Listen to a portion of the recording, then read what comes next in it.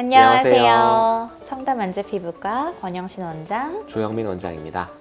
오늘은 부모님들을 위한 연령대별 우리 아이 피부관리법에 대한 내용으로 준비했습니다. 아이를 키우시는 많은 보호자분들이 피부 케어는 어떻게 해주는 것이 좋을지, 그리고 아토피나 여드름은 어떻게 관리해주는 것이 좋을지 한 번쯤은 고민해 보셨을 텐데요. 저희도 실제 두 자녀를 키우고 있고 관리도 꾸준하게 해주고 있어서 도움이 되실 만한 영상을 준비해 보았습니다. 현재 저희 아이들은 거의 영유아기를 벗어나서 소아의 피부 상태이기 때문에 어른과 크게 다르게 관리할 것은 없습니다.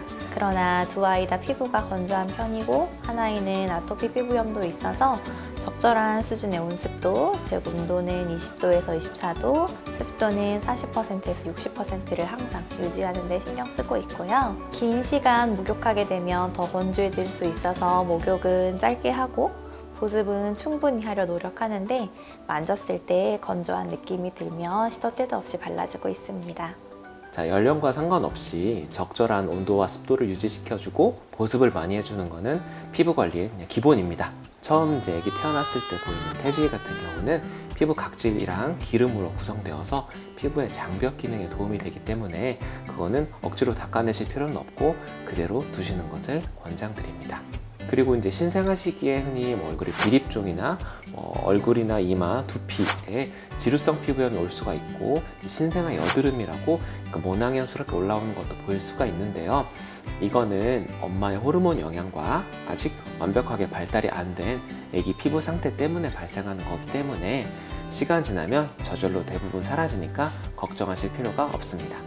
영아기에 손가락이나 장난감 등을 빨게 되고 이유식을 시작하면 침독이라고 부르는 접촉성 피부염도 흔하게 생길 수 있습니다. 침독이 있다고 해서 반드시 아토피 피부염으로 진행하는 것은 아니지만 피부 장벽이 약한 아이들에게 잘 생기는 피부염입니다. 이런 경우에는 물로 잘 씻겨주고 보습을 충분히 해주시면 됩니다. 그러나 그 정도가 심해져서 집에서 하는 케어만으로 부족해진 상태가 될 수 있어요. 그럴 때는 적정량의 스테로이드 연고가 도움이 될 수 있습니다. 스테로이드 연고하면 어머니들 다 그거 바르면 안 되는 거 아닌가요? 걱정하시는데 처방에 의해서 단기간 사용하는 스테로이드 연고는 문제되지 않기 때문에 걱정하지 마시고 상태가 악화되면 소아과나 피부과에 내원해주세요. 영유아기에 기저귀 발진도 흔하게 나타납니다. 자주 기저귀를 갈고 씻은 후에 잘 말리고 보습제와 비판템 같은 연고를 바르는 것이 도움이 될 수 있지만 그 정도로 호전이 되지 않는 경우에는 추가적인 치료가 필요할 수 있습니다. 그럴 때는 아까 말씀드린 것처럼 소아과나 피부과 진료가 필요할 수 있습니다. 또 여름철에는 땀띠가 잘 발생할 수 있는데 시원하게 해주면 자연스럽게 없어지니 너무 걱정하지 마시고 여름철에는 이렇게 시원한 온도를 유지하는 것이 가장 중요하다고 알고 계시면 되겠습니다. 아이가 계속 자라면서 이제 청소년기가 되면은 그때부터는 조금 신경 써주셔야 되는데요. 그때 가장 중요한 피부 관리는 단연코 여드름입니다. 호르몬이 폭발적으로 증가하면서 뒤따라오는 여드름은 이 시기에 반드시 관리를 잘 해줘야 합니다. 보통 짧게는 2년, 길게는 5년 이 정도 여드름이 나게 되는데 한 달에 흉터가 하나만 남더라도 1년이면 10개 이상의 여드름 흉터가 생길 수 있잖아요. 그렇게 되면 굉장히 보기 미워지고 나중에 부모님을 원망할 수도 있습니다. 따라서 아이들이 학교나 학원 때문에 바쁘겠지만 1주 또는 2주에 한 번이라도 정기적으로 피부과 오셔서 여드름이 있으면 압출을 하고 간단한 스케일링 같은 각질 관리 등 받을 수 있게 도와주시고요. 심한 경우는 약을 복용하는 걸 추천드립니다. 자, 항생제라고 하면 이제 부모 마음이 아무래도 뒷걸음질 쳐지는 것은 당연한데요.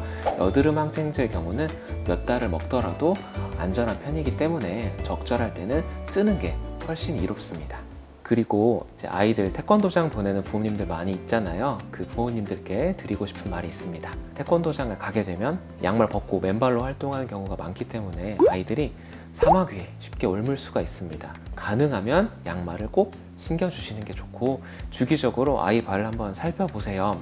사마귀는 이제 까만 점이 따따따따 박혀 있는 것처럼 하는 모습을 보이고 있는데 이제 어떤 아이 하나는 제가 기억하기로 양발에 수십 개가 있어서 냉동 치료를 받았는데 치료받을 때 엄청 고통스러웠던 그런 기억이 있어요.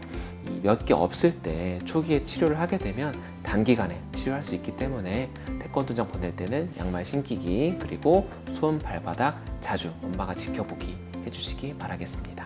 앞서 말씀드린 것처럼 저희 아이도 아토피 피부염이 있습니다.